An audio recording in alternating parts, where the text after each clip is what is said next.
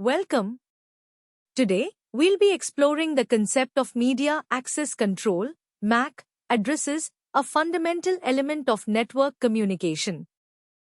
Imagine a network as a bustling city. Each building has a unique address, allowing people to find their way around. Similarly, each device on a network has a unique MAC address, acting as its digital address.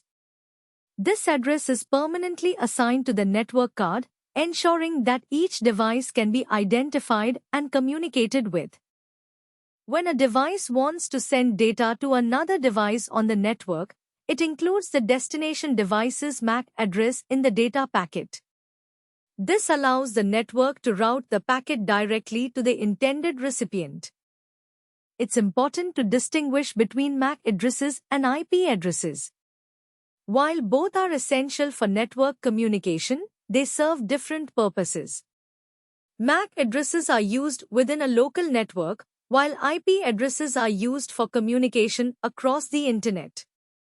To facilitate communication between devices with different addresses, the Address Resolution Protocol, ARP, comes into play.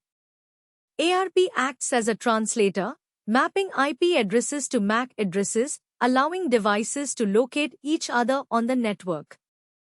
MAC addresses play a crucial role in network security, device identification, and troubleshooting. By understanding how MAC addresses work, we can better manage and secure our networks. In conclusion, MAC addresses are essential for network communication, providing unique identifiers for devices and enabling efficient data transmission.